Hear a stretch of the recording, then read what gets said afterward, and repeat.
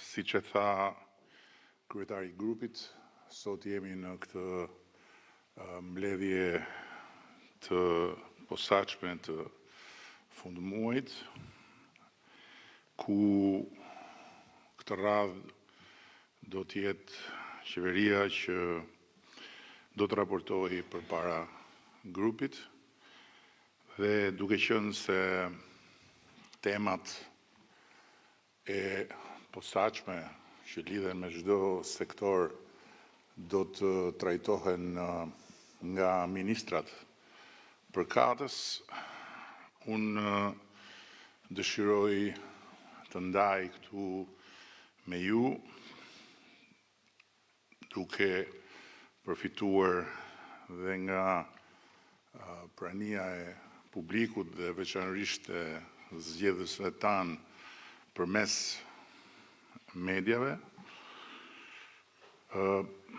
opinionin që kam krijuar lidhur me situatën komplekse ku ndodhemi, jo thjesht ne, shumica e qeverisë po vëndyjnë sot.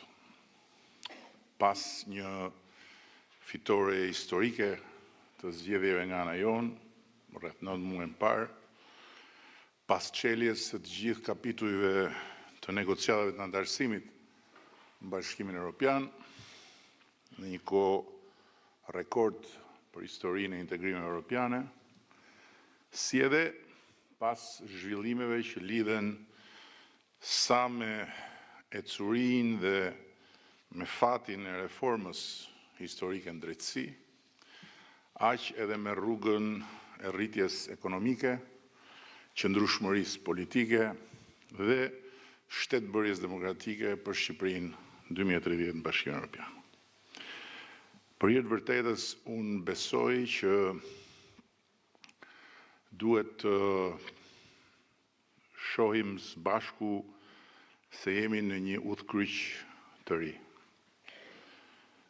Ndërkohë që ekonomia vazhdon të ecë me ritmet e parashikuara, duke afirmuar një rritje të qëndrueshme e cila për nga kohëzgjatja e saj në harkun e këtyre 35 viteve është e pakrahasueshme me asnjë periudhë të mëparshme, ndërkohë që Shqipëria vazhdon të shkëlqejë ndërkombëtarisht si asnjëherë më parë, duke u vlerësuar dhe duke u respektuar në çdo forum dhe instancë të marrëdhënieve ndërkombëtare, ndërkohë që projektet në zhvillim, në hartim e sipër apo në plan për t'u hartuar dhe zhvilluar në këtë mandat janë më të shumta dhe më domethënëse për nga impakti se kur më parë, udhkryqi ku ne ndodhemi sot paraqet sipas meje disa rreziqe, të cilat kërkojnë një kuptim të drejtë, një adresim të vendosur dhe një disiplinë të fortë nga ana jonë, dhe kur them nga ana jonë kam parasysh në radh parë ne këtu deputete, ministra.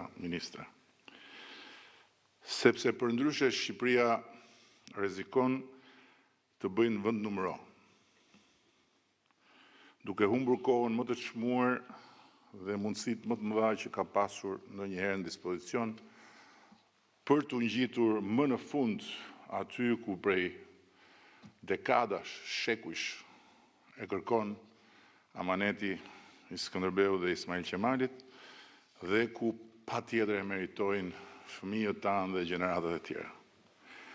Dhe çdo vendnumëro për Shqipërinë sot është rënje e trendit të rritjes ekonomike dhe e fuqisë vendit nesër për të vazhduar të jetë tërheqës, të jetë dinamik dhe të jetë i respektuar ndërkombëtarisht. Rreziku që ne të bëhemi irrelevant është real. Dhe kur them ne, kam parasysh vendin tonë. Ndërkohë që jemi më relevant se asnjëherë dhe mund të bëhemi ende më relevant. Pse i them këto? Le ta nisim spari dhe si gjithë një nga vetja, sepse e vërteta është që ky nuk është një udhkryq dilemash strategjike apo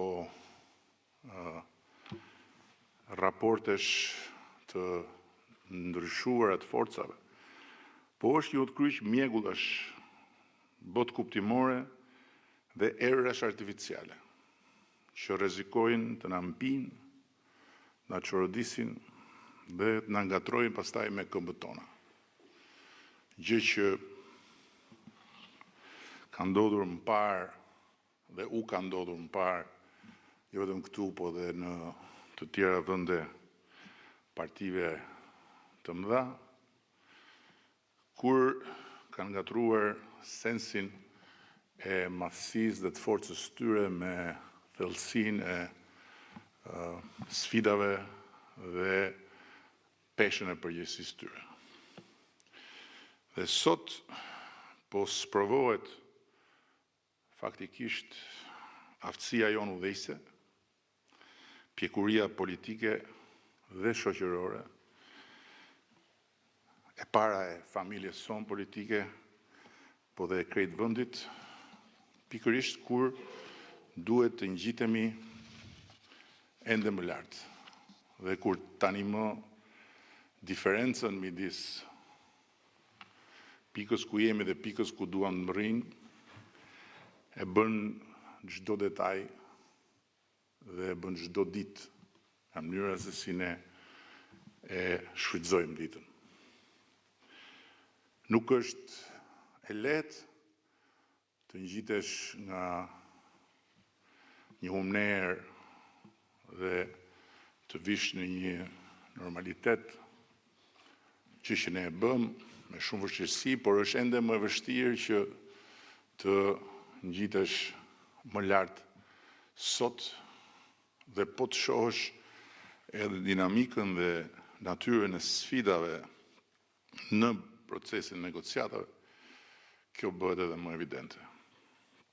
Sepse çdo hap i ri vjen me një sfidë të re më komplekse se sa ajo më pashmja. Dhe për këtë duhet shumë përgatitje dhe shumë forcë. Gjithsesi, ajo që është më e rëndësishme është që në këtë udhkryq ne kemi fatmirësisht në dorë një busull që është e pagabueshme, që është Shqipëria në Bashkimin Evropian. Dhe sot, në 26 shkurt, ne jemi më afër antarësimit, dhe këtë e them faktikisht, jo metaforikisht, se sa që ishim fjala vjen në 26 janar, apo lëre pastaj në 26 shtatorin apo tetorin e vitit shkuar. Dhe përsëris kjo nuk është letërsi, ky është fakt, sepse e tillë është shpejtësia me të cilën po ecim në atë proces, fal volumit madh të punës që po bëjmë së bashku. Sepse për shembull së bashku në fund janarit, pas një pune e vërtet të jashtëzakonshme, kaluam në kuvend një masiv të tërë ligjesh dhe amendimesh që ishin kryekput të lidhura me pikërisht procesin në fjalë. Dhe të tjera masiv na presin më tutje.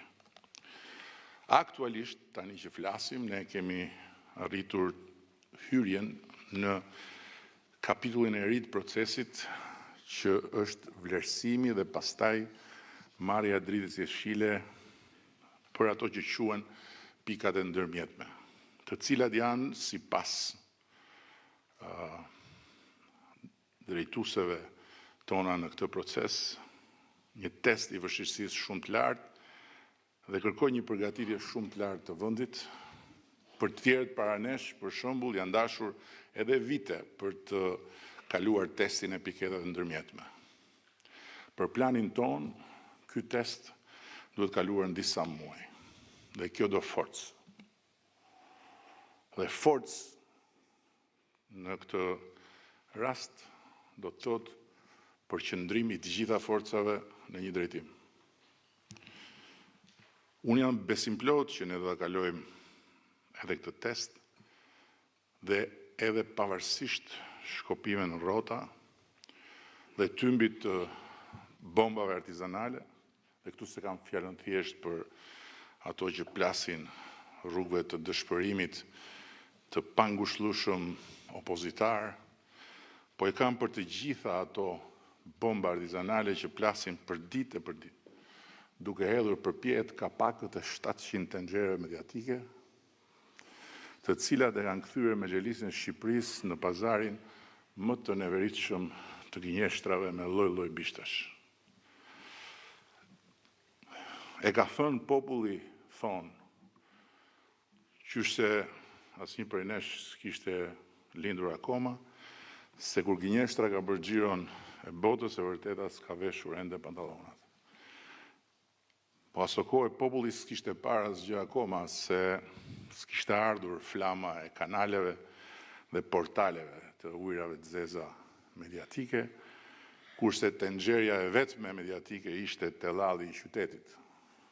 Ndërkohë që sot tellallët e gënjeshtrave me lloj-lloj bishtash janë pas çdo butoni që shtyp për të marrë vesh ndonjë haber të ditës. Po ne s'kemi që t'i bëjmë as tellallhanes së madhe ku na e solli jeta të jetojmë, duke qenë në krye të vendit në një moment kyç të historisë tij, as vrapit marrë të gënjeshtrave rreth botës, ndërkohë që në rrezik këtu është përqendrimi ynë në udhëheqjen e vendit. Prandaj duhet arrisim me çdo kusht përqendrimin në punët tona të mëdha dhe të vogla, të shtojmë forcat për t'i bërë sa më mirë dhe për t'i komunikuar sa më shumë, dhe të përpiqemi me edhe më shumë këmbgulje të vetë korrigjohemi dhe të përmirësohemi. Dhe këtu bujrum jepni idetë tuaja dhe ndërkohë le të debatojmë këtu së brendshmi, hapur, pa dorashka, përse si gjërat mund dhe duhen bërë më mirë në këtë drejtim, por pasi debatojmë dhe ndajmë me njëri tjetrin opinionet, duhet përqendrohemi në një pikë, në vetëm një pikë dhe asnjë pikë tjetër. Shqipërinë, Bashkimin Evropian në vitin 2030. Kur e lexojmë historinë, ne jemi njerëz të zakonshëm, ndërsa historia flet për njerëz të jashtëzakonshëm. Por edhe ata kur e kanë lexuar historinë përpara tyre kanë qenë njerëz të zakonshëm. Dhe ka plot të tjerë njerëz të zakonshëm që kanë pasur mundësi ta bëjnë historinë dhe nuk figurojnë në librat e historisë, sepse nuk e kanë bërë të jashtëzakonshme që duhet për të bërë histori. Sot rruga e Shqipërisë dhe yjet që janë bashkuar bashkë e kanë sjellë që ne të jemi me historinë në duart tona dhe ta shkruajmë me mendjen dhe me forcën tonë. Shqipëria në Bashkimin Evropian nuk është një tjetër etapë e zhvillimit të vendit. Shqipëria në Bashkimin Evropian është histori. Dhe pa diskutim që nuk është e lehtë përqendrohesh në kushtet kur përtej zhurmës së përditshme dhe përnatshme të bombave artizanale që plasin tenxhere, ka filluar edhe një lëvizje sportive prokurorësh lart e poshtë nëpër Shqipëri, të cilët janë turur në garën për mandatin e ardhshëm dhe të afërt të Spakut, duke prerë flet arreste në tufa për çështje që në rastin më të mirë nuk janë fare çështje penale, dhe në rastin më të keq, kudo në botën që na rrethon, hetohen në gjendje të lirë. Siç ishte rasti emblematik i Durrësit, ku vetëm prokurori mbeti pa i prerë vetes fletën e arrestit, ndërkohë që në dhjetra fletë të prera nuk u kursye as deri dhe një punonjëse model e shtetit, 5 vjet në luftë me kancerin dhe me një fëmijë 2 muajsh në gjë. Apo, duke shpërndarë fletëthirrje për paraqitjen në prokurori, në sasira që ngjanin biletave të teatrit, deri dhe për absurditete të skajshme, siç është një rast emblematik këtu në Tiranë, ku një ndërtues pa leje, pra që duhet të përgjigjej përpara drejtësisë, dhe cilit i është konfiskuar ndërtimi për të strehuar aty brenda një agjenci shtetërore, ka gjetur rrugën e prokurorisë për të kallëzuar shtetin. Dhe prokuroria ka hapur çështje penale për punonjësit e shtetit që bën procesin për të futur agjencinë e shtetit në godinën e ndërtuar pa leje.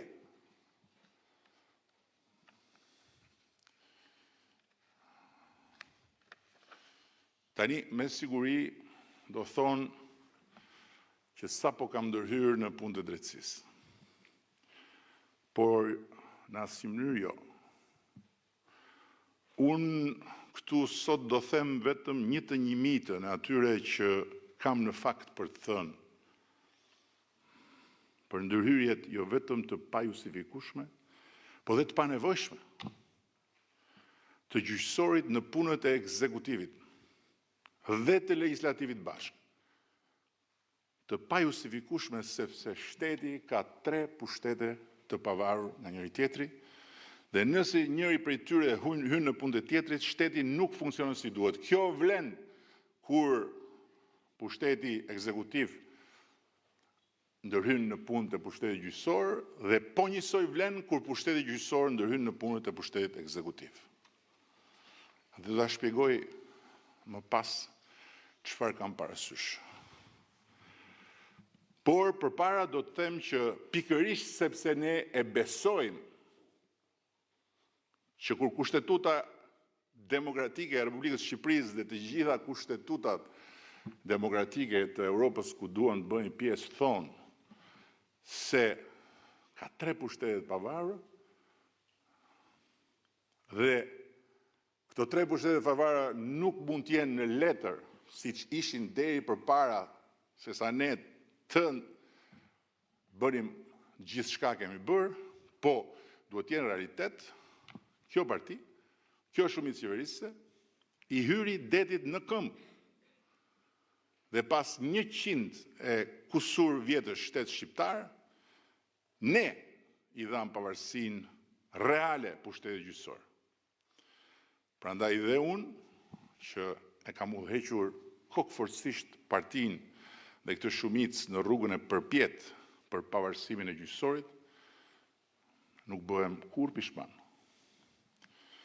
Pavarësisht lloj-lloj bombash artizanale që kurdisen nga lloj-lloj prokurorësh e gjykatësish, lart e poshtë nëpër Shqipëri, të cilët shija e pavarësisë reale i deh. U mjegullon arsyen, u erson syt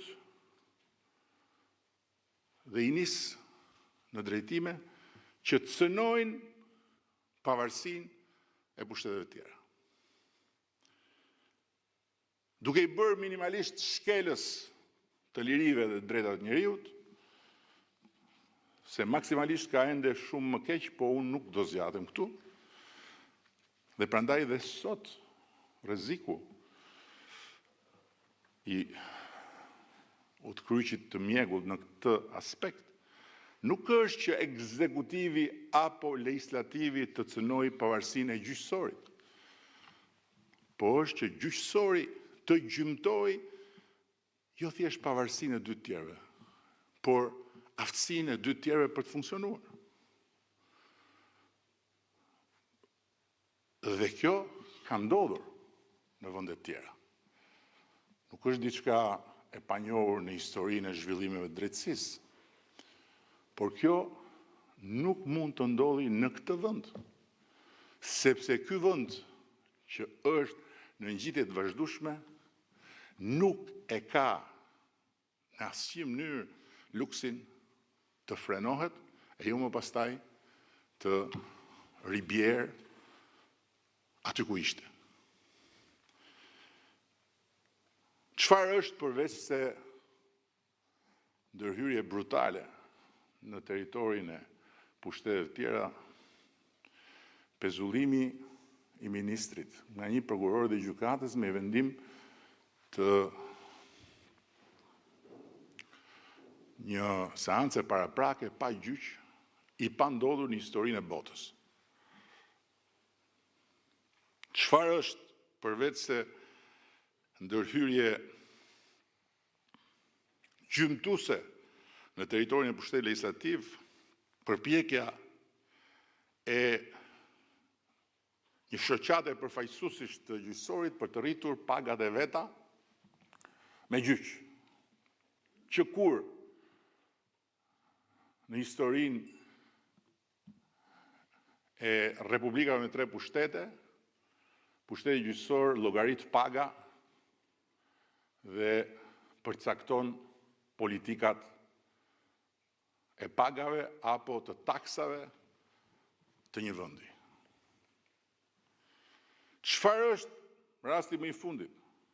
Përveç se ndërhyrje në territorin e pushtetit legjislativ, vendimi i gjykatës kushtetuese për se si parlamenti ka vendosur të ndaj komisionet parlamentare.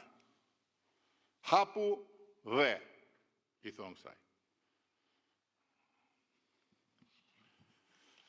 Por shpresa është që kjo fazë të jetë kalimtare. Dhe kuturisjet e përsëritura jashtë kornizës kushtetuese dhe ligjore të përfaqësuesve të pushtetit pavarur gjyqësor të fashiten, sepse në të kundërt as do të kemi dot një gjyqësor jo vetëm të pavarur, po dhe domosdoshmërisht të paanshëm dhe profesional, po as do të kemi dot një shtet funksional, një administratë publike e cila t'jap më të mirën e vet për performancën e shtetit, pa pasur frikë të marrë vendime deri dhe për blerjen e letrës higjienike. Ky është fakt dhe është një nga mira faktet që mund t'jap, po e zgjodha enkas sepse është më tragjikomiku i zinxhirit kilometrik të fakteve të prodhuara nga frika. Po as do të kemi dot një sipërmarrje të lirë në punën e vet dhe larg qoftë deri dhe një konsumator të shliruar nga frika se mund të bjerë në sy. E përsëris, këto janë leksione që vendet e tjera i kanë nxjerrë me vonesa të caktuara. Ne nuk kemi luksin dhe Shqipëria nuk e ka luksin të vënohet për t'i nxjerrë këto mësime. Dhe këto rreziqe janë serioze, nuk janë imagjinare. Prandaj duhen marrë në konsiderat nga të gjithë sa nuk e kanë prekur palcën e zhvillimit ekonomik dhe social të vendit, siç ka ndodhur gjetk, kur antikorrupsioni është bërë një kurrë më e dëmshme se sa vetë smundja e korrupsionit. Dhe ka mira, në mos miliona, po mira, studime, libra, doktoratura për këtë temë. Por ndërkohë unë personalisht qëndroj me shpresë dhe me besim. Dhe përpiqem t'i ushqej me këtë shpresë shumë partizan të zhgënjur të reformës në drejtësi, sepse për hir vërtetës gjithmonë më të shumta janë rastet e pajustifikueshme të brutalitetit, sa të pajustifikueshëm aq dhe të panevojshëm të prokurorëve, po edhe të gjyqtarëve. Këta të fundit për shembull kanë arritur maja që habisin edhe mbështetësit më të verbër anglisht folës të këtij qyteti, të reformës në drejtësi dhe të gjyqtarëve të prokurorëve, të cilët kur dëgjojnë që një gjykatës i thot prokurorit, rëndoje dorën se e ke të lehtë akuzën, apo një tjetër gjykatës në apel i jep ankuesit një dënim edhe më të rëndë se sa ai që kishte në shkallën e parë, këta kujtojnë anglishfolësit se këto janë bomba artizanale të propagandës qeveritare. Këto janë fakte.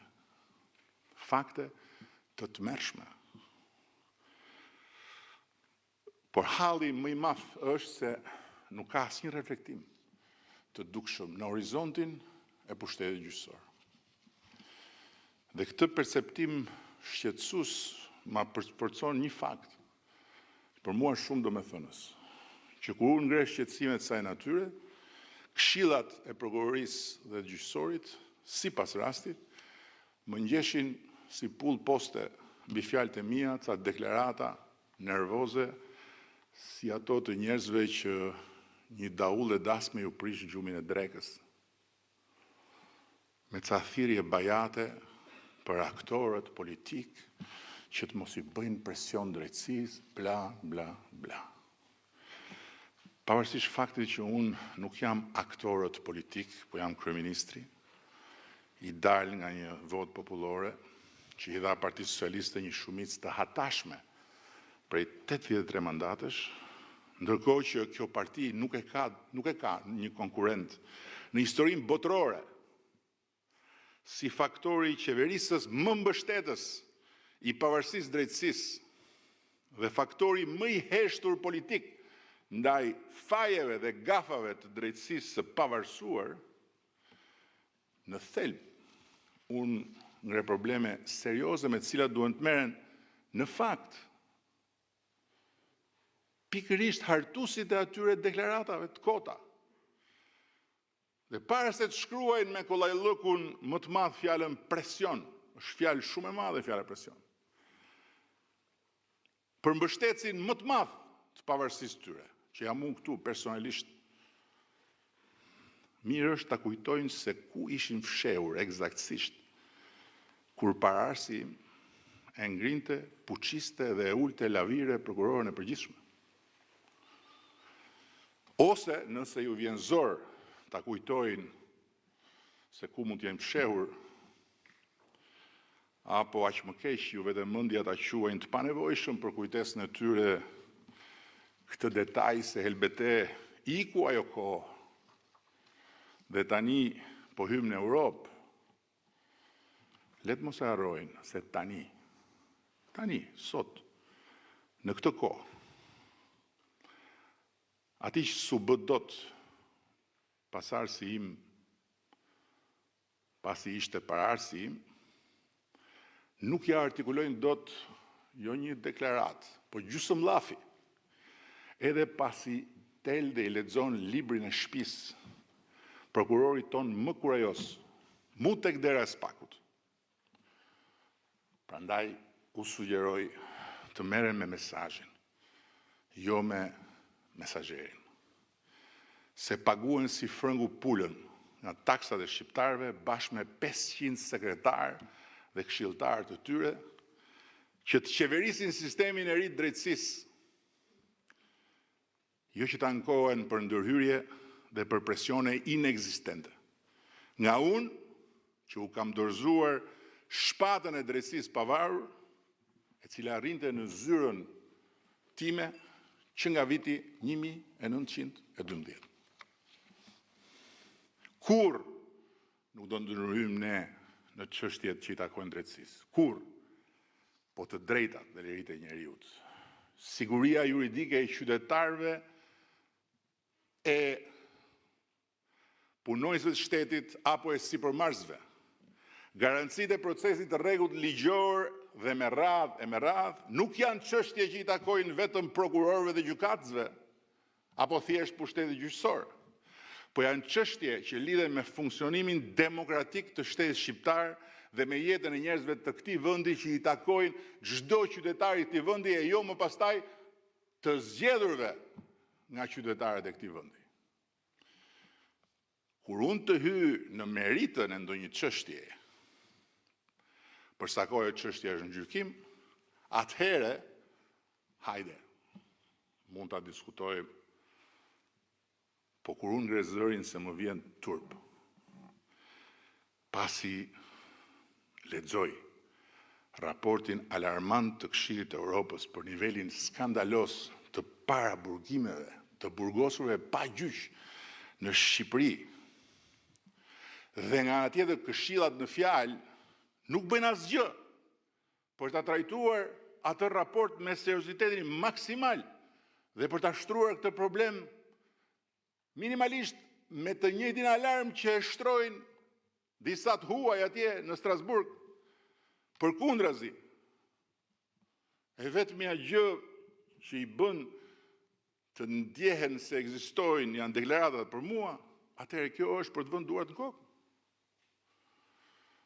Po halli i vërtet tu është se po bëhen casi shumë këto arsyet për të vënë duart në kokë.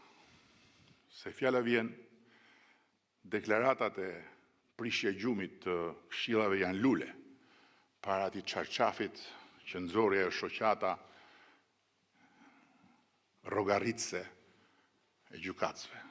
Një fletrufe e vërtet, të cilën do ta kishte lexuar jo vetëm me ton dramatik, po me bindet plot politike, edhe vetë heroina e telenovelës Rruga e Shpresës, Albana Bulku. Ndërkohë që unë vura alarmin si kryeministri i Shqipërisë për gropën që shoqata në fjalë donte të hapte në buxhetin e shtetit duke i rritur rrogat vetes me gjyq dhe pa drejtësisht. Dhe halli i halleve pastaj është se duart ne këtu nuk i kemi për t'i vënë kokë, po për të hapur rrugën e Shqipërisë 2030 në Bashkimin Evropian me një shumicë parlamentare prej 83 deputetësh dhe po e përsëris, që ta dëgjojnë gjithë se ndoshta nuk e kanë mirë parasysh. Dhe këtë shumicë ky popull na ka vënë dispozicion që të përveshim mëngët dhe të mos ndalemi, duke na hequr dhe çdo lloj alibie të mundshme për çdo lloj vendnumëroje. Prandaj ka shumë rëndësi që njerëzit e sistemit drejtësisë jo vetëm ta kryejnë punën e tyre të patrazuar, gjë për të cilën mbështetja jonë s'ka munguar dhe s'do mungoj asnjëherë, të paktën derisa unë t'jam këtu në krye të kësaj shumice, por edhe të përpiqen t'i marrin shqetësimet e shprehura publikisht nga ana ime si shqetësime në interes të shtetit, jo të pushtetit që ne përfaqësojmë.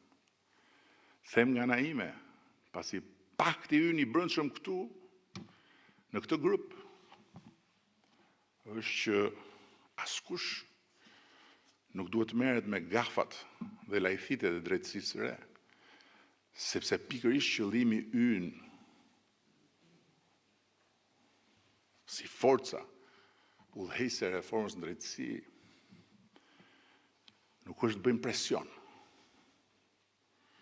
po të kërkojmë mirë kuptim për gjërat që nuk shkojnë, apo ende më keq që shkojnë aq keq sa e dëmtojnë kauzën e përbashkët për shtetin ligjor demokratik të shqiptarëve. Fola më lart për lajthitjet pa justifikueshme, po dhe të panevojshme. Të panevojshme totalisht, sepse askush nuk ka ngritur dhe nuk do të ngrejë në emër të kësaj shumice qeverisëse asnjë pretendim që pengon hetimet nga ana e prokurorive për çdo qoftë. Edhe pse kjo alibia e pengimit hetimeve ka arritur në kulme të një absurditeti që do t'ishte për të qeshur, po t'ishte skeç i vitit të ri, po është për të qarë, për të vënë kujën, për të vënë ulërimën, kur paketohet si kërkesë për arrest, me ca argumenta që i thon logjikës mbyllë gojën se të futa brenda. Cila është nevoja? Çfarë justifikon? Një kuturisje të marrë për të bërë 40 kontrole banesash në ditën e vigjiljes së vitit të ri, për një çështje të regjistruar para 5 vjetësh, jo vetëm duke i trajtuar punonjësit administratës, si të ishin ndonjë organizatë kriminale, për të mbledhur e tëra njëkohësisht në burg, por dhe duke përcjell në tërë tenxherët e Shqipërisë haberin që s'ka asgjë të gëzueshme për një ditë thuajse të shenjtë në mbar globin, ku tërë bota arrin shtëpi me familje dhe me fëmijët. Shteti ligjor nuk është shtet policor, dhe rendi ligjor demokratik nuk është rend antinjerëzor, as për kriminalët më të mëdhenj, jo më për punonjësit e administratës publike, e cila është kapitali i vyer njerëzor i një shteti. Dhe jo më kot në shtyllat themelore të procesit të negociatave, krahas forcimit të drejtësisë është dhe forcimi i administratës publike. Drejtësia dhe administrata publike nuk janë në dy barikada përballë njëra tjetrës. Po si mund të forcohet administrata publike nëse çdo punonjës i saj prezumohet i fajshëm dhe trajtohet si i tillë? Duke i shkuar në banesë për kontroll ditën e fundit vitit, apo deri duke thirrur në prokurori për t'i kërkuar të pranojë faje që nuk i ka bërë, me presion, ai është presion. Sepse duhet i inkriminuar me patjetër dikush tjetër. A thua se njerëzit janë statistika dhe lëkura e tyre është asfalt që duhet shtruar për të kryer planin 3 mujor të prokurorive. Po ç'është ky hall që thirren njerëzit nga puna me tufa në orar të punës? Dhe mbahen atje me orë të tëra pa pyetur një herë, more, keni ndonjë punë ju? Keni ndonjë mbledhje ju? Keni ndonjë afat ju? Se për të njëjtin shtet punojmë? Dhe thirren dhe deri kur në fakt duhet jenë në krye detyrës në fronte emergjencash natyrore. A thua se në këtë vend vetëm prokurorët punojnë për shtetin, ndërsa të tjerët punojnë vetëm për planin e hetimeve dhe të arrestimeve të prokurorëve. E kam thënë dhe herë tjera. Dua ta përsëris. Unë personalisht kam pasur shumë rezerva për administratën tonë publike dhe kam qenë edhe unë vetë viktim e të njëjtit perceptim që për shembull është për spitalet. Sipas cilit në spitalet tona të lënë të vdesësh, po nuk dhe lek. Po perceptim për spitalet e kam rrëzuar sepse i kam vizituar vetë, i kam parë vetë të gjitha transformimet që kemi bërë dhe i kam dëgjuar vetë njerëzit, jo me kamera, pa kamera. Ndërsa këtë perceptim për administratën e kisha dhe unë goxha të rezervuar për të thënë me fjalë të buta.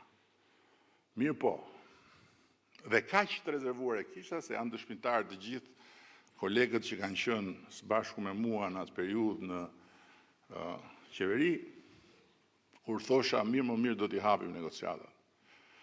Po kur t'i hapim ç'do bëjmë? Si do përballojmë ne me këtë administratë? Ata peshkaqenët atje që janë të rrahur në të gjitha llojet e dallgëve dhe që kanë negociuar me vende shumë më të mëdha se sa ne.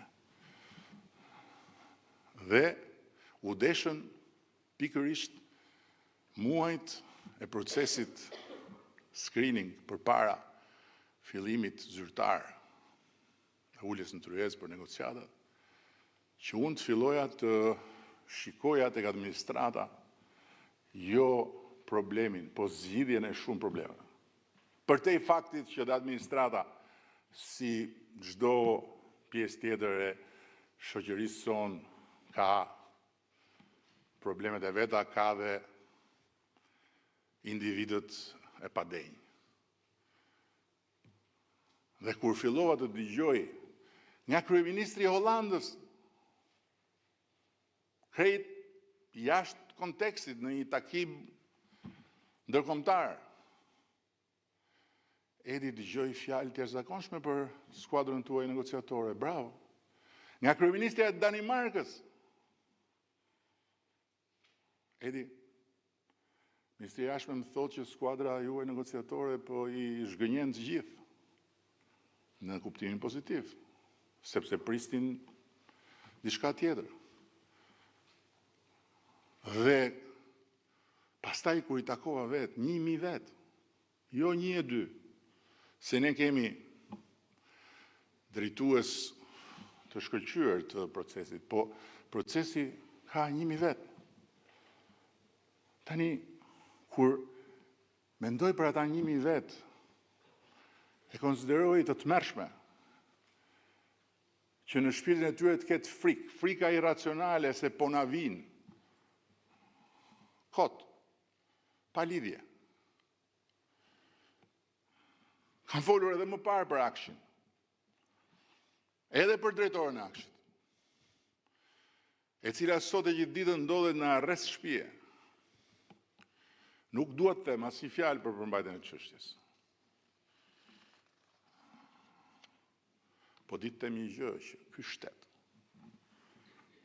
nuk mund të jetë vendi ku një institucion krenarie kombëtare si Akshi, i ngritur me vite dhe i duartrokitur edhe ndërkombëtarisht, të bëhet shesh për të mbytur psikologjikisht inxhinier dhe inxhiniere, vajza e djem, që me në krye drejtorën e atij institucioni, kanë punuar pa orar, duke bërë punra me një vlerë të jashtëzakonshme. Çfarë duhet të them me këtë? Me që janë bërë të gjitha këto, atëherë nuk duhet hetuar, jo në asnjë mënyrë. E kundërta është e vërtet. Të dyja duhen bërë. Dhe të dyja mund të bëhen. Njerëzit kanë të drejtën të prezumohen të pafajshëm dhe t'u jepet mundësia që të hetohen si njerëz të pafajshëm, deri kur të provohet ose jo fajësia e tyre. Është shumë e thjeshtë. Po sikur Linda Kaçanaj të jetë krejt e pafajshme. Dhe jo një kriminele, pjesë e një grupi të strukturuar, si personazhi që ka krijuar për të nguti, për të arrestuar dhe për ta masakruar me bomba artizanale, tenxhere më tenxhere, duke i vënë në kurriz vila dhe makina, ndërkohë që jeton në shtëpi me qera. Dhe që, siç mora vesh, as nuk e ngjet makinën. Dhe s'ka një tillë. Çfarë fiton pastaj shteti? Dhe çfarë mesazhi marrin ata që duan të kontribuojnë për këtë shtet? Se këtu flasim për shtetin. Për si shteti i garanton të gjithëve lirinë, të drejtën e punës dhe të drejtën e të marrjes vendimeve. Dhe natyrisht garanton të gjithë që cilido që me vendimet e veta realizon qëllime të fshehura, nuk është në asnjë mënyrë i pandëshkueshëm. Po sikur drejtori i Keshit, një tjetër specialist që e kam njohur personalisht dhe menaxher me vlera i këtij shteti. Prej muajsh dhe ai në arrest shtëpie, për arsye që janë krejt paqarta për të vërtetës, tjeti pafajshëm. Kush fitoi dhe kush humbi në këtë mes?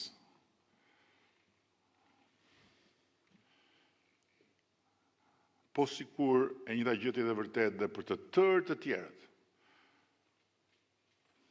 Për 58% të njerëzve që sot janë në përburgje dhe që nuk ju është bërë gjyqi.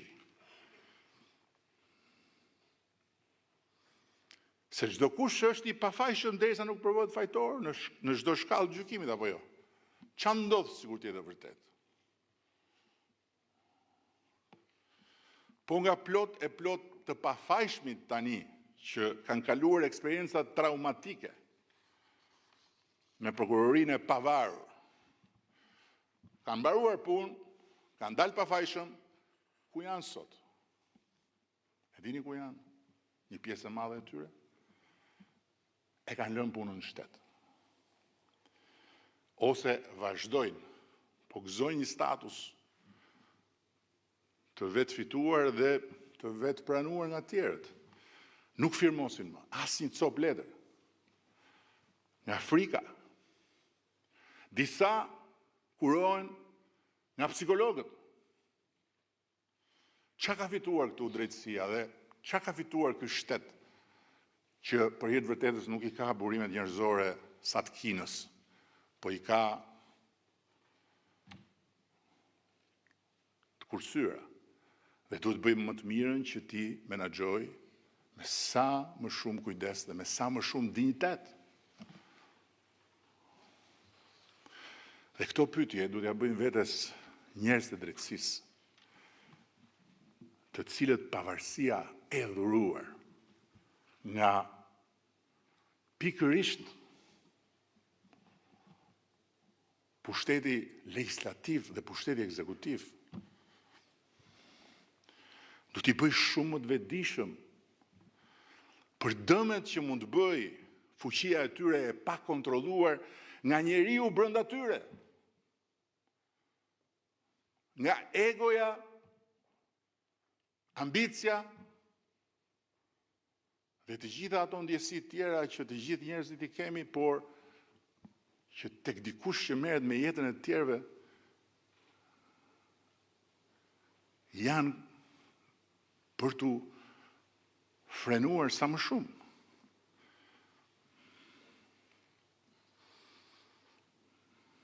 Fuqia e tyre e pa kontrolluar nga prindi brenda tyre, nga vllai dhe motra brenda tyre, nga familjari dhe qytetari brenda tyre. Mos i bëj dikujt atë që nuk do që të tjerët të ta bëjnë ty, thonë librat e shenjtë. Dhe kjo do të jetë devizë çdo njeriu që ka pushtetin të lëndoj apo të ngrej lart jetën e dikujt tjetër. Jo për të mbyllur syt para provave të fajt, në asnjë mënyrë jo, po për t'i hapur syt katër që fajt mos jetë për askënd fat i paracaktuar nga dora dhe egoja e tyre. Dhe të mos e harrojnë atë postulatin e famshëm, më mirë 100 fajtor jashtë se sa një i pafajshëm prapa hekurave. Kur grupi ynë i punës që po punon me ekspertët e Ministrive të Drejtësisë të Italisë dhe të Francës për reflektimin mbi procedurat tona penale, vurin tavolinë një pikë të caktuar për diskutim, profesoresha e njohur që është në anën e palës franceze, tha diçka që unë duhet ta ndaj publikisht me ju këtu, e kam ndarë me disa prej jush. Me sa kam lexuar dhe mësuar deri tani, tha, ju në Shqipëri nuk niseni nga liria kur mendoni për drejtësinë, por niseni nga heqja e lirisë. Dhe ky është një problem shumë i madh që shkon përtej kodave dhe ligjeve të shkruara. Ndërkohë, tha, kodet, edhe kodi penal, shkruhet për të garantuar lirinë, jo heqjen e lirisë. Dhe heqja e lirisë është funksion i garantimit të lirisë.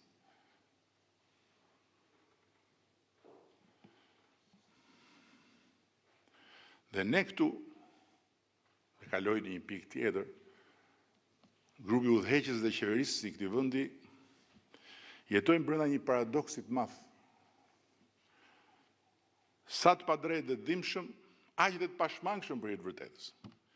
Dhe ky është një tjetër rrezik i këtij utkryqi, nëse ne nuk e lexojmë, nuk e trajtojmë si duhet dhe nuk distancohemi që të gjithë sa duhet. Ne e deshëm reformën drejtësi, qysh se ishim në opozitë. Dhe e bëm kur erdhëm në pushtet, madje duke treguar dhe gatishmëri të plot për ta hedhur në erë qeverinë e koalicionit asaj kohe, nëse aleati ynë i mandatit të parë nuk do të na ndiqte deri në fund. Dhe ky është fakt. Kush tregon një histori tjetër nuk tregon të vërtetën. Patjetër që aleati dhe kundërshtarët e tjerë të reformës u rreshtuan nën trysninë e asaj që quhet rruga e Elbasanit. Edhe këtë e dim. Por, për sa na takonte neve, ne ishim ata që e projektuam dhe e diktuam rreshtin. Pa na e diktuar dhe pa na trysnuar askush, sepse nëse s'do kishte një kal që të tërhiqte karrocën, ata ndash të rrugës Elbasanit e ndash të rrugës Durrës Bari Brindisi, nuk kishin nga dha shpiknin kalin, se këtu ishin që nga viti 1991. Dhe pa diskutim që ne e bëm këtë me vetdije të plot. Edhe për ato që do vinte. Të paktën unë personalisht nuk e kam imagjinuar as si fasad dhe as si një shëtitje në park reformën drejtësi, përkundrazi, e kam ditur që do të vinte me gjak nga yni dhe me baltë mbi ne. Sepse ishte një përpjekje e vërtet për ta dorëzuar shpatën e pushtetit të drejtësisë në duart e njerëzve të drejtësisë dhe ajo shpatë në duart e një pushteti që nuk do ishte më në kontrollin ton, për të punuar, do kërkonte kokat tona. Shtu funksionon. Dhe për ta marrë me mend këtë, nuk ishte nevojë të ishe as profet, as fallxhor. Po mjafton të ishe një lexues kurioz i historisë së revolucioneve të drejtësisë në vende të tjera. Përmbysja që ne i bëm sistemit të vjetër të drejtësisë ishte revolucionare. Për pavarësinë e drejtësisë. Dhe tani po jetojmë një periudhë ethesh revolucionare të një drejtësie të re dhe të pavarur, që pikërisht pse është shumë e re, nuk është as e paanshme, as profesionale. Nëse do të bëja një krahasim, çdo krahasim çalon, drejtësia sot është si qeveria shqiptare e vitit 1992. Fuqi e madhe politike, traditë demokratike 0 nga 1/10 dhe autokontroll që varion nga 0 në 4, po që mbetet prap në notën kaluese, po të kesh parasysh se po sipas Këshillit të Evropës jemi jo vetëm vendi me shifrën më alarmante të paraburgimit në kontinent, po jemi të dytët vetëm pas Rusisë për raportin mes dënimeve dhe pafajësive. Dhe me një diferencë shumë të sikletshme edhe nga rajoni ynë këtu, nga gjithë të tjerë këtu, me cilët jemi paka shumë njësoj, në të gjitha aspektet. Po ku është paradoksi shumë i madh? Sa i padrejtë dhe i dhimbshëm, aq dhe i pashmangshëm. Sa e thjesht aq edhe për të qarë hallin që s'pres në fakt na i qaj askush. Paradoksi është se ndërkohë që fal nesh në udhëheqjen e deri dhe me lëkurën tonë, po bëhet në Shqipëri ky transformim i cili do të hyjë në histori si një transformim epokal, me një drejtësi të re dhe të pavarur, me të gjitha dobësitë dhe lajthitjet e veta të natyrshme për moshën fare të re që ka, por që e ka marrë shpatën e luftës kundër korrupsionit dhe të krimit organizuar me bekimin ton, qeveria jon goditet pa pushim si më e korruptuara dhe Shqipëria baltoset pa pushim si më e kriminalizuara. Shikojeni se si u turin tenxheret që prokuroria nuk i heton, edhe pse i ka prej kohësh dosjet atje, për pastrim parash dhe për evazion fiskal, me fakte dhe të nënshkruara nga autoritetet e të njëjtit shtet. Po si mundet? Si justifikohet? Si gëlltitet? Kjo burracakërie neveritshme prej trimash që bëjnë shpatarin e verbër me punonjësit e shtetit dhe me politikanët e Partisë Socialiste. Për gjithë farloj çështjes dhe akuzash që shkojnë nga ato serioze deri tek shpërdorimet imagjinare të detyrave të punonjësve të administratës dhe friken si pula nga dy uturakët më të mëdhenj të pazarit mediatik të Shqipërisë, të cilët nga ana e tyre bombardojnë publikun me jashtënxjerrjet e lloj-lloj personazhesh antikorrupsion në ekran dhe me parat zezë në dorë pasi mbaron bombardimi, ndërkohë që dosjet me të gjitha faktet për riciklimin e paras pist dhe për evazionin e tyre fiskal janë në prokurori prej vitesh.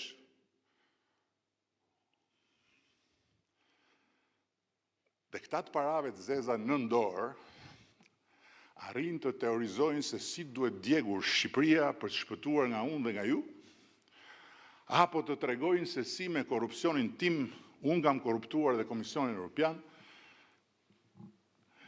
që Komisioni Evropian të mos bëhet si uturakët ku ata jashtënxjerrin gjithë vrerin e tyre.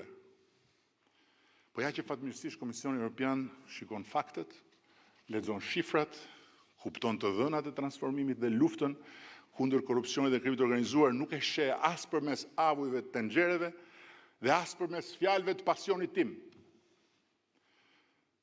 Për Shqipërinë Europiane me rend ligjor demokratik, po i vlerëson lart arritjet tona në tërësi apo punën e SPAK-ut në veçanti. Se që t'jemi të qartë,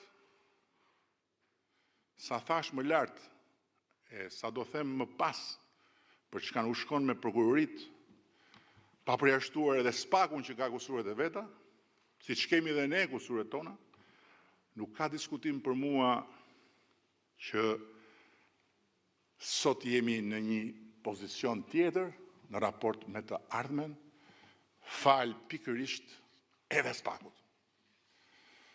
Nuk besoj se unë kam një konkurrent për numrin e fjalëve inkurajuese që kam thënë. Qoftë për SPAK-un, qoftë për drejtuesin e mëparshëm, shpresoj dhe drejtuesi i ri të meritoj të njëjtat fjalë. Prandaj uroj shumë që dhe fjalët po aq sinqerta për çfarë nuk shkon, që e përsëris, nuk janë fjalët e mia si qytetar privat, po janë fjalët e mia si kryeministri i një vendi që nuk mundet dot të paguaj çmimet që kanë paguar të tjera vende, kur kura është bërë më e rrezikshme se smundja, t'i marrin këto fjalë si inkurajim për t'u përmirësuar, për t'u bërë më të përgjegjshëm raport me liritë e njerëzve dhe të drejtat e tyre, si dhe më të vetëdijshëm për sfidën e madhe të rritjes profesionale e mbi të gjitha, gjykatësit e këtij vendi të kuptojnë se të jesh gjykatës do të thotë të jesh i paanshëm, jo thjesht i pavarur. I pavarur dhe i anshëm është i tmerr. Për këdo. Çfarë mund të presi njëra palë nga gjykatësi, kur gjykatësi bëhet palë me akuzën dhe i kërkon akuzës të rëndojë pozitën e palës tjetër. Do të thotë që nuk është më një gjyq me gjykatës. Është një përballje e kotë midis një njeriu që s'ka asgjë në dorë dhe një forcë të verbër të një pushteti që i ka të gjitha ndorë, përfshirë edhe për të paracaktuar fatin e jetës tij. Por duke u kthyer tek paradoksi, dua të ndaj me qetësi 2-3 fakte. Për gjithë ata që duan të dëgjojnë natyrisht se mua më duket se sikur nuk shkon që sa më shumë u luftoka korrupsioni, aq më shumë korrupsion paska. Dhe për më tepër pastaj për të dhënë për të gjithë ata që na kanë zgjedhur në radh parë një pasqyrë për të parë realitetin përtej tymit bombave artizanale të 700 tenxherave.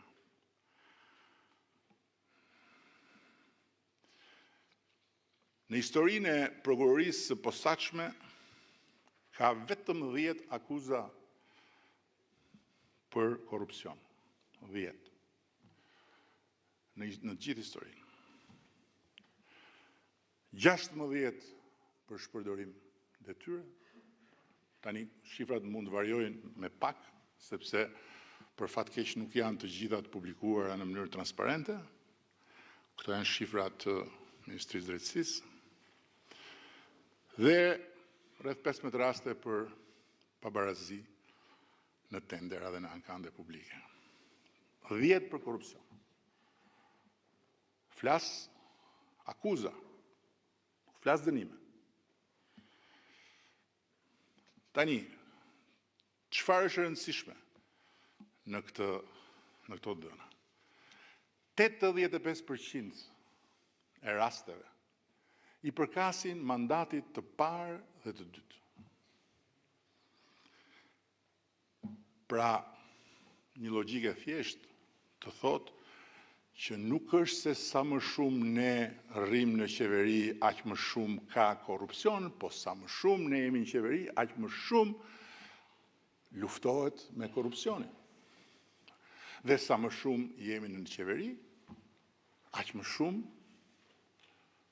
janë edhe rastet të cilat dalin nga varret e të shkuarës. Përtej paradoksit, dhe këtë sfrit do të pa e thënë jashtë tekstit, që 4 varre të vrarësh janë ende në kërkim të drejtësisë, po nuk kanë ngut as për të bërë kontrolle banesash, që s'ka nevojë të bëhen në këtë rast, as për të ngritur akuzë, për arsye që gjithkush mund i marrë me mend në mënyrën e vet, por ne nuk i dim faktikisht cilat janë. Tani, ky është një fakt. Një fakt tjetër është që Shqipëria renditet nga Komisioni Evropian, jo nga ne, në vendin e parë në rajon për prokurimet publike, për integritetin e prokurimet publike, me diferencë nga vendi i dytë, që do thotë që ka më pak korrupsion, jo më shumë. E treta është Shqipëria i Albanias, që i ka kursyer shqiptarëve sipas një konsulenti ndërkombëtar që ne morëm disa kohë parë për të bërë një audit të rezultateve, një radhë të gjatë sa 22.000 rrotullime rreth tokës.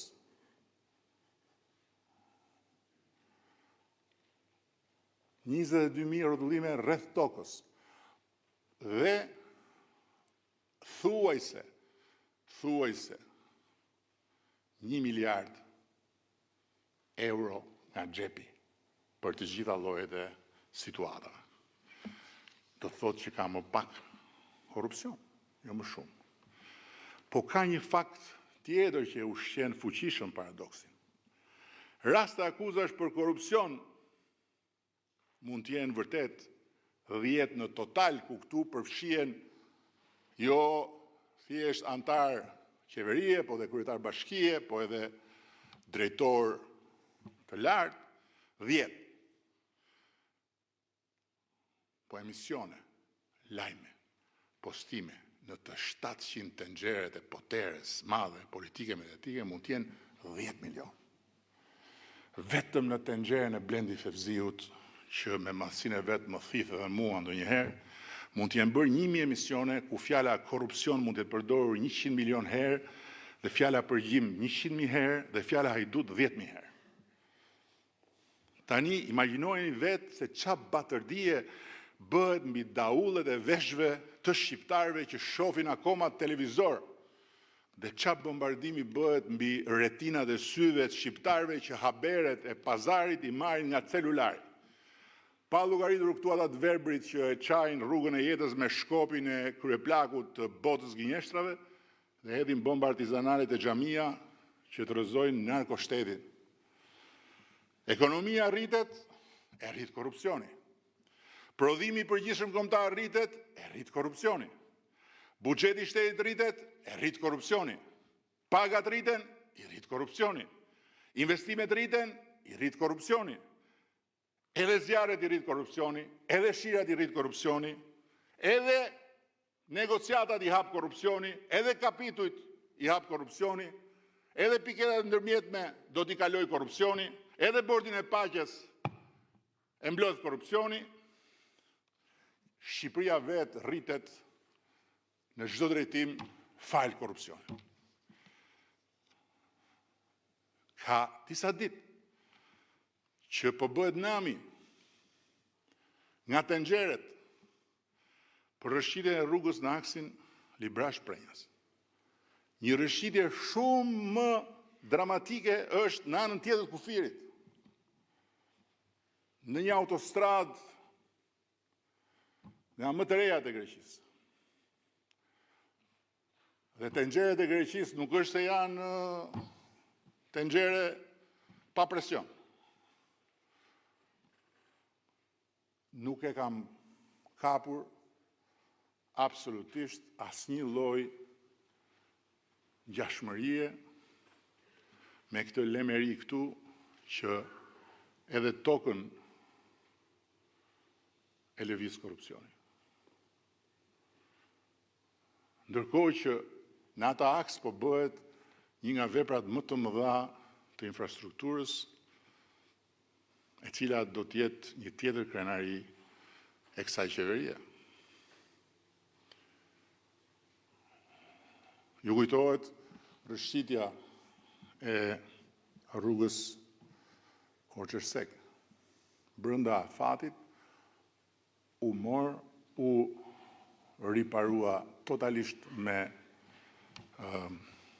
fondet e sipërmarsit. Rruga sot është e shqiptarëve.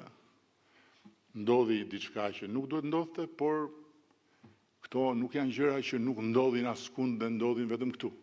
Ndryshimi vetëm është që në Portugali, në Suedi, në Itali, në Greqi janë çështje gjeologjike. Këtu jo. Këtu janë çështje të korrupsionit.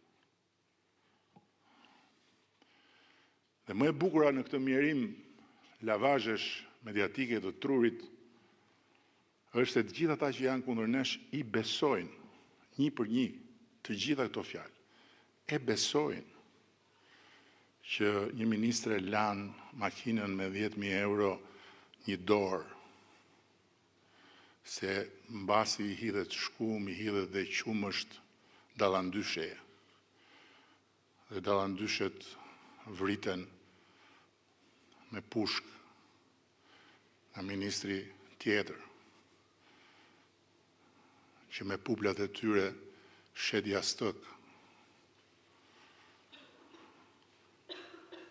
E besojnë që dikush tjetër ka 300 shtëpi, dikush tjetër ka 2 anije, dikush tjetër ka... Dhe prandaj dhe vetë zoraxhin të lavazheve, ata të parave të zezë që i marrin në dorë pas debateve antikorrupsion, nga që kanë shplar ka gjatë edhe trut e tyre duke përsëritur këtë refren, dhe i besojnë kaq verbrisht ekzistencës së pushtetit absolut korrupsion në Shqipëri, budallepsen, e keni parë si budallepsen fare kur bëhet numërimi i kutive të votimit? Se rrinë atje dhe presin që më në fund të dalë fitoria mbi narko-regjimin dhe ju del prap po i njëjti. Noc Roku. Mi po e vërteta është se kjo zhurmë e pambarim të është e dëmshme për shoqërinë. Kjo është e vërteta. Dhe përveç Shqipërinë padyshim. Shikojeni Malnezi. Është bashkë me ne në krye të rreshtit për të hyrë më fund Bashkimin Evropian. Ka të njëjtat probleme si ne, pak a shumë. Po keni parë ju ndonjë bombë artizanale që nga Podgorica të shkojë të shpërthejë në përfaqet e gazetave të botës? Asnjëherë. Jo se atje nuk ka opozit, as se atje nuk ka opozita arsye për të qenë e palumtur. Po se atje, One and Only është një hotel i jashtëzakonshëm me 5 yje, ku turistë nga gjithë bota me të ardhurat larta kontribuojnë në të ardhurat e shtetit malazes. Kurse këtu One and Only është një plak i marrë me 5 dërrasa mangut, që të hej zvarë pas vetes 500 vetë me krejt dyshemen për tokë, që kontribuojnë me pasion për të cënuar me çdo kusht imazhin e Shqipërisë duke shpërndar fotografi. Dhe One and Only në solla këtu jo se mu përshtat me dellin tim satirik, po sepse eksaktësisht CEO-ja i One and Only dhe eksaktësisht pas publikimit të këtyre fotografive në një valë të shkuar të protestave, më ka marrë në telefon. Qa po ndodhe tje? Sepse ishim dhe jemi në diskutime me ta për ta sjellën në Shqipëri One and Only. Dhe është një detaj se si afektohet Shqipëria nga një barbari e tillë. Tani, natyrisht që unë nuk do t'i shmangem sot këtu temës që lidhet dhe me Belinda Ballukun, por nuk do të merrem me procesin që ka nisur në parlament, sepse normalisht të pres edhe raporti e Këshillit Mandateve përpara sa të them dhe unë fjalën time në mënyrë shtëruese për temën e imunitetit. Por dua të ndaj me ju këtu diçka që e kam thënë edhe pa praninë e publikut përmes mediave. Belinda Balluku mua më ka dorëzuar dorëheqjen 3 herë. Qysh në mbrëmjen e ditës kur ju ngrit akuza në fillim, jo për korrupsion, se është shumë interesant që ndërkohë që të gjitha të nxjerrin bëjnë llogarit duke marrë shumat e shpenzuara për të ndërtuar të gjitha ato vepra, akuza nuk është për korrupsion. Nuk ka akuzë për korrupsion.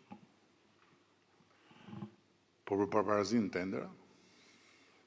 Pastaj ma ka sjell përsëri me shkrim dorëheqjen kur u bë pezullimi dhe pastaj edhe një herë të tretë kur u ripezullua nga mosvendimi i gjykatës kushtetuese.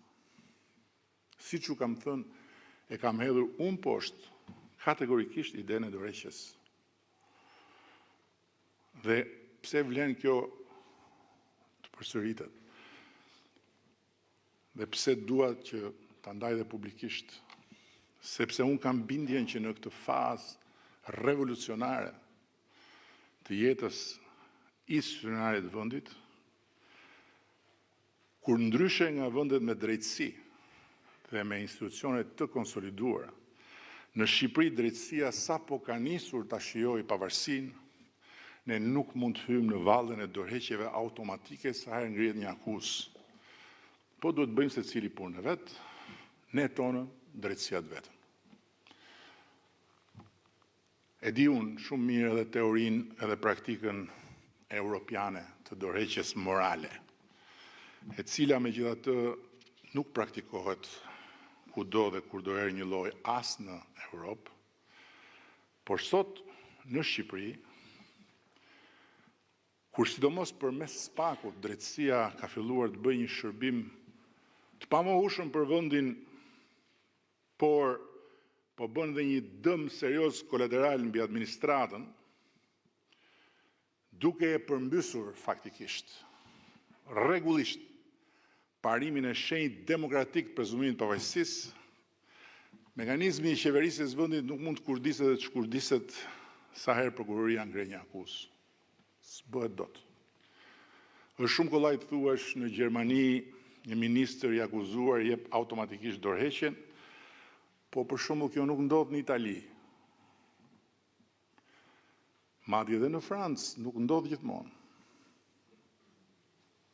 Madje në Francë ministri i drejtësisë qëndroi në zyrë kur ngrit një akuzë shumë e rëndë dhe mori dhe pafajësinë në zyrë. Por kush i bën këto krahasime, nuk duhet harroj se përtej këtyre që them unë, Gjermania është një shtet model i së drejtës. Prezumimin e pavajësisë Gjermania e ka në një pjedestal ari. Nuk imagjinohen dot në Gjermani tezgat, lavazhet dhe tenxheret e pazarit politik dhe mediatik, të mbushura me materiale të nxjerra vjedhurazi, me bekimin e prokurorëve nga dosjet dimore. Dhe ku, në Gjermani, gjykata i bën të pavlefshme ato materiale që dalin rrugëve dhe që mendohet se kanë cënuar balancën e drejtësisë, duke u përdorur si ushqim mediatik për të influencuar rezultatin e procesit. Jo vetëm kaq, po në Gjermani dhe në tjera vende europiane drejtësia nuk merret me gërmime në të kaluarën e ministrive dhe të agjensive, sepse nuk e ka fituar pavarësinë para 10 vjetësh. Dhe nuk e ka filluar punën prokuroria e pavarur para 5 vjetësh. Po prej shekujsh, prezumimi i pavajësisë në Gjermani është në pjedestalin e hartë nga kusht se ka zbritur askush, pa llogaritur kohrat e tmerrshme që ka kaluar Gjermania në një fazë të historisë vet. Kështu që atje nuk ka dyshime të natyrës historike mbi korrupsionin për të qëmtuar në për arkivat e dikastereve të qeverisë, siç ndodh këtu, ku siç e thash, mbi 85% e çështjeve i takojnë mandatit ton të parë dhe dytë. Apo ndonjë çështje i takon dhe atyre paranesh, po ato të atyre paranesh janë çështje që nuk kanë ngut ato. Ndërkohë që 700 tenxheret e pazarit ton bubullojnë më shumë se asnjëherë për korrupsionin që na qen nga më i madh se asnjëherë.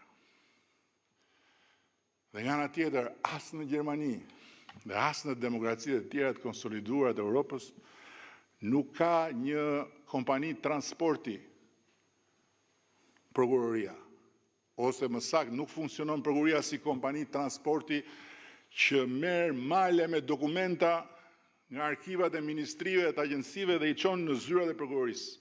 Madje, tani është arritur dhe një nivel tjetër.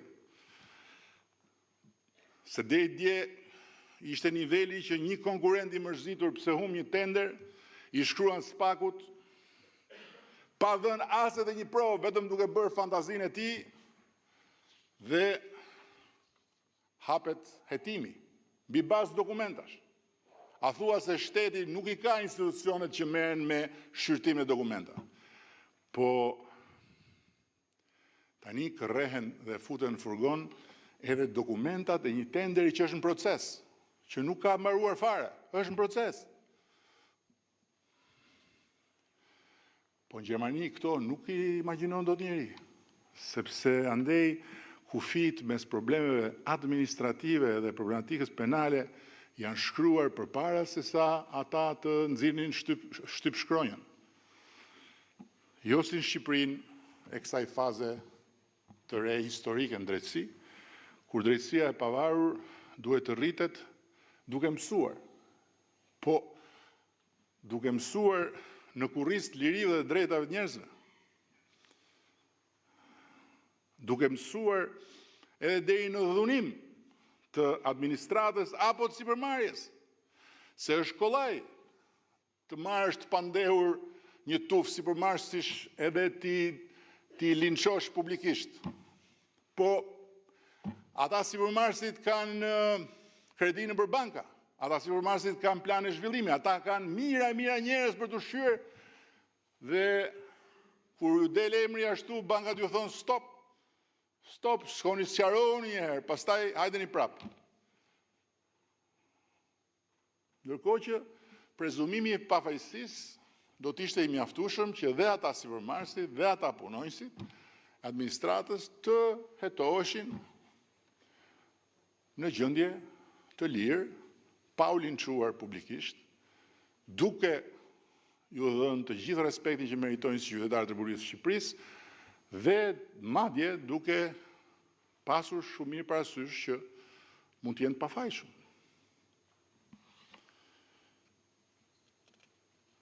Dhe kundërshtarët tanë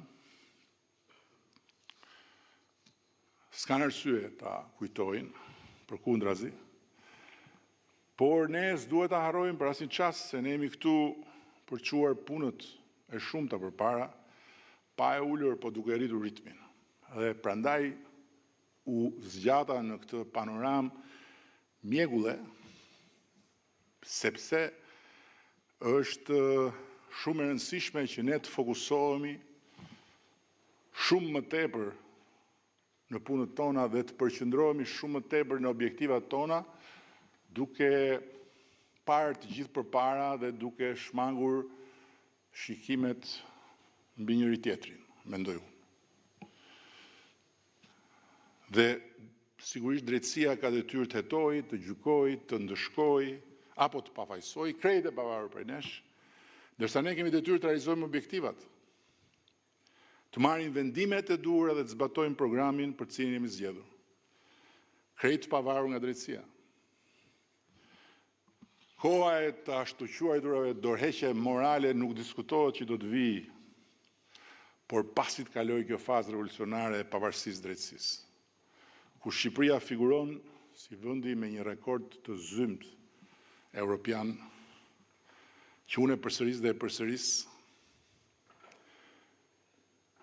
dhe sfundmi u fut edhe në Guinness, si vendi unikal i botës, i planetit, i historisë botës, ku një gjykatës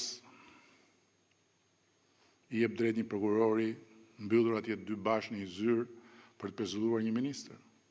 Apo ku një gjykatës apeli i jep drejt vetes që t'ja kërcasi kokës 2 fish dënimin atij që shkon ankohet në apel për të marrë një dënim më të lehtë. Këto janë rekorde për Guinness, këto nuk kanë ndodhur ndonjëherë. Tani, për ta mbyllur, se nuk rrit dot pa e sjell këtu dhe një fakt tjetër, në një bisedë para jo shumë ditësh me disa nga shokët e grupit, s'kishte asnjë shoqe, çuditërisht, mu tha trosh se unë duhet ndihem përgjegjës për reformën drejtësi. Cop. Natyrisht jo vetëm unë, se ka dhe një tjetër këtu që duhet të jetë përgjegjës. Por aty mu tha mua cop. Sepse jam unë fajtori kryesor që kjo reform ka prodhuar këto efektet e dëmshme anësore. Jam i bindur që jo vetëm ata, po duhet të ketë plot këtu që mendojnë njësoj si ata dhe që edhe si disa ish mbështetës flak të reformës në drejtësi në Mexhelisi mediatik, i përmbledhin të gjitha këto në një fjalë që unë as e kam thënë dhe as do ta them ndonjëherë, dështim. Tani unë e mirë kuptoj zhgënjimin jo dhe aq të shokëve që e kanë votuar reformën apo kanë punuar për të, sepse ta quash dështim reformën drejtësi nga pozitat e mbështetësit dikushëm mediatik të saj, je në drejtën dhe mbas edhe në detyrën tënde për të vënë alarmin, sipas perceptimit tënd. Por ta quash dështim nga pozitat e grupit projektues dhe miratues saj, do të thotë të mos shohësh më larg ditës së sotme, të mos llogarisësh përtej kostove aktuale dhe të mos vlerësosh më shumë se sa komoditetin tënd. Ndërkohë që unë kam qenë dhe mbedem kokfort në mbrojtjen e bindjeve të mia, jam gjithnjë më pak rezistent ndaj mundësisë që ta kem gabim. Por jam interesuar të kuptoj kur kam gabuar, ku kam gabuar, që do thotë se kam problem të pranoj gabime. Kjo është provë e sigurt që nuk jam më i ri. Por sinqerisht jo vetëm që nuk e gjej asnjë arsye strategjike për ta pranuar opinionin se reforma në drejtësi ka dështuar,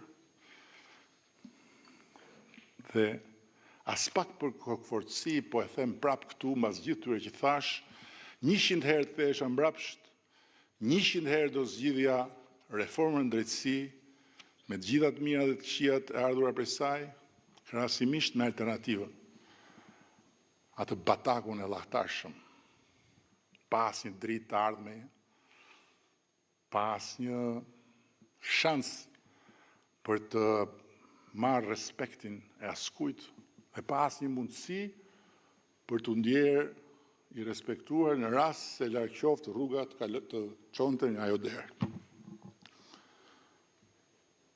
Nuk i hedh unë poshtë shqetësimet që ndan me mua shokët në fjalë apo gjithçka që ju ndani mes jush për problematikën e mprehtë të këtyre efekteve anësore në jetësimin e pavarësisë drejtësisë. Ashtu sikur unë e respektoj shumë për të vërtetës, edhe pse nuk e ndaj opinionin atyre që janë thellësisht të zhgënjyer dhe që e thon publikisht nëpër media si aktor mediatik. Por ka një gjë që nëse gjithë tjerët mundet vetëm të konstatojnë, duke shkuar nga ekstremi i hosanave për drejtësinë që vret dhe pret, me gjyq pa gjyq, me prova pa prova, me drejt pa drejt, nuk ka asnjë rëndësi, sepse rëndësi ka të vriten e të priten sa më shumë njerëz tek ekstremi i deklarimit dështimit reformën në drejtësi. Detyra jonë është të udhëheqim, duke qeverisur sa më mirë çdo ditë, pa u ndikuar në këtë proces nga hyrje dalje të drejtësisë në territorin që kushtetuta na e ka njohur si hapësirë të pavarësisë son, si dhe duke reformuar dhe përmirësuar në mëtej kuadrin ligjor të Republikës së Shqipërisë. Pa harruar ama asnjë çast se konteksti krejt i ri historik i negociatave të antarësimit na detyron të mbajmë pesha gjithnjë dhe më të mëdha në aspektin e parafrimit ligjeve tona me ato të Bashkimit Evropian, por dhe na jep mundësinë që të përfitojmë nga eksperjenca dhe ekspertiza më e kualifikuar në çdo fushë të interesit tonë dhe sidomos në fushën e shtetit të drejtës. Kush në radhët tona mendon sot se reforma në drejtësi ka dështuar, sepse dje ka menduar që ajo do zbatoj pa gjak, pa lot, pa djers, në radhë parë brenda familjes tonë politike, duhet ta gjej te vetja fajin që ka qenë dritë shkurtër. Ndërsa kujt është duke menduar se unë po i them këto fjalë pa i besuar as vet, apo se kështu i do drut mushka e Europës, ju them ktheuni tek fjalët e mia shumë herë më parë për drejtësinë. Para miratimit, gjatë miratimit dhe pas miratimit reformës, dhe pa filluar fare ky përshkallëzimi i pritshëm i viteve të fundit. E kam thënë dhe herë tjera unë që nga gjitha reformat që bën politika, kjo e drejtësisë, kur është e vërtet, është më e rënda, sepse lidhet drejt për drejt me lëkurën e politikës. Prandaj nuk u bë kurrë një reformë e vërtet në drejtësi, dhe prandaj nuk pati kur drejtësi në Shqipëri, dhe prandaj asnjëherë nuk e pan shqiptarët një njeri me pushtet të shkonte para drejtësisë, qysh nga viti 1912 deri kur ne së bashku, unë me ju, vendosëm të bëjmë reformën e vërtet duke hyrë detit në këmbë. Dhe e bëm. E bëm sepse o e bënim ne këtu, ose bënte dot askush tjetër. Njësoj si Shqipërinë 2030 në BE, o e bëjmë ne, o askush tjetër se bën dot. Shikojni vetë rreth e rrotull që nga hunjt e vjetër dhe të thyer që juve që shkoni e hyni në përzyrat e kuvendit i takoni për ditë korridoreve, tek filizat e rinj dhe të shtrëmbër që i keni nga ana tjetër e bulevardit poshtë dritares time, e deri tek ballisti Agron dhe komunisti Arlind, që i mbajnë syt të gjithë ke stacioni trenit, duke pritur që Spaku t'i hap rrugën njërit për kotecin e pulave qyl, tjetrit për kasollën e Kaligatit me yll.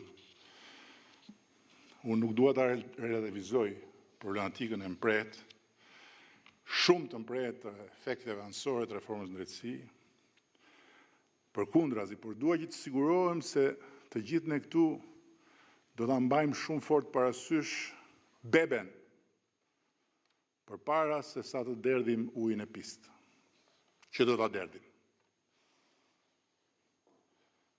Sepse reforma në drejtësi është një investim strategjik i Partisë Socialiste të Shqipërisë. Për një ndryshim të pakthyeshëm historik në plot kuptimin e fjalës, si pavarësimi i drejtësisë dhe çdo diskutim, reflektim apo vendim i yni si ligjvënës që zotrojmë jo rastësisht,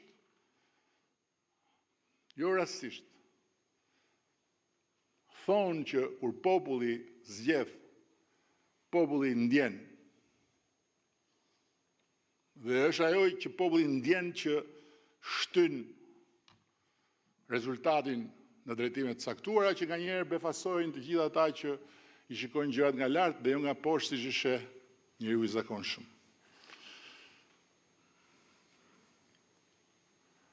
Por ne, si zotrues të kësaj shumice të cilësuar, në lidhje me sistemin e drejtësisë duhet të udhëhiqemi nga kjo e vërtetë e madhe. Dhe duhet i shërbejmë vetëm kësaj vërtete të madhe. Drejtësia e pavarur është investimi më i madh strategjik i Partisë Socialiste për të gjithë brezat që vinë. Asnjë hap mbrapa, pavarësia e gjyqësorit nuk preket, vetëm forcohet, Spaku nuk preket, vetëm mbështetet, hapa përpara po, pa asnjë diskutim. Politika penale, procedurat penale, garancitë juridike për nënpunësit civil, dënimet alternative, rivizimi i kufive mes çështjeve penale dhe atyre administrative, se janë bërë si ato vija dhe bardha që kanë vetëm namin po jo nishanin, dhe natyrisht në radhën më të parë ngritja e pjedestalit të shëmbur të prezumimit pafajësisë, jo vetëm si parim universal i lirisë dhe drejtat njeriut në një rend demokratik, po edhe si një domosdoshmëri shoqërore për një vend si yni, i cili ka dalë nga një traumë dehumanizimi, si ajo diktaturës prokurorëve dhe gjykatësve të kohës komunizmit, pasojat e cilës luajnë ende sot rolin e tyre edhe në jetën e sotme institucionale të vendit janë çështjet tona. Në radhë parë janë përgjegjësia jonë. Ata 58% shqiptarë dhe shqiptare që rrinë në përburgje pa gjyq janë çështja jonë dhe janë përgjegjësia jonë. Ai numër rrënqethës që vendos Shqipërinë të parafundit gjysmë hapi para Rusisë për raportin mes dënimeve dhe pafajësimeve është çështja jonë, është përgjegjësia jonë. Dhe këto nuk na i merr dot askush, këto nuk ja delegojmë dot askujt, dhe për këto duhet t'i përgjigjemi ne në radhë parë gjithkujt. Është një tematik e vetë vendosur në rendin tonë të ditës. Prandaj jemi angazhuar si fillim me Ministritë e Drejtësisë Italisë dhe të Francës. Na kanë vënë dispozicion një rrjet ekspertësh më të mirët që ata kanë në fushën e politikës penale dhe të procedurave penale, me Këshillin e Europës, që po ashtu na ka vënë dispozicion ekspertët e vet, për të hartuar një dokument ndryshimesh lidhur me procedurat penale, të cilin natyrisht do ta konsultojmë edhe me Komisionin Evropian. Edhe draftin e ri të kodit penal, një punë kolosale e një grupi ekspertësh të pavarur në udhëheqjen e drejtorit të Shkollës Magjistraturës, profesor Arben Rakipit, pasi u reflektuan prej grupit edhe një lumë vërejtjesh të nxjerrë nga konsultimi publik, do ta e kemi ndarë së bashku me ata që thash, me mbështetjen e këtyre ministrive, si dhe të qeverisë së Hollandës, e cila na ka vënë bujarisht në dispozicion një ekspert me shumë përvojë. Prandaj, të qëndrojmë tek fokusi, të përqendrohemi më shumë se asnjëherë tjetër tek punët tona, dhe si përfundim propozoj që marsin dhe nëntorin ne t'i bëjmë 2 muaj të familjes sonë të madhe socialiste, që të rikthehemi tërësisht aty ku e kemi dhe burimin e fuqisë sonë, për të hapur një odë të dialogut brendshëm me antarët e me simpatizatët tanë, për gjithçka që ne duam të ndajmë me ta dhe për gjithçka ata duan të ndajnë me ne. Faleminderit shumë për durimin. Uroj dhe shpresoj që zgjatja e zakonshme e fjalës të mos ketë sjellë mërzi tek asnjëri prej jush.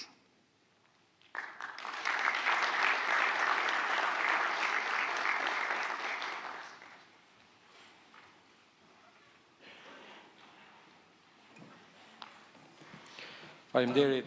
Një gjë për sa i përket kësaj teme, në fund mund të bëjmë një diskutim nëse dëshironi, ndërkohë që vazhdojmë me agjendën dhe me diskutimet sipas sektorëve. Pra jam edhe unë i gatshëm që të përgjigjem pyetje apo të dëgjoj cilin do që ka diçka për të thënë lidhur me gjithë sa tash. Faleminderit, kryetar. Po pas raportimit të ministrave dhe një raportimi dhe nga ana ime në cilësinë jo vetëm kryetarit grupit, por edhe si antar i Këshillit të mandateve, padyshim që do kemi një moment diskutimi për fjalën e kryetarit dhe për çështjet që ngriti kryetari në fjalën e vet. Por tani kalojmë tek pika 2 e renditditës kësaj mbledhje.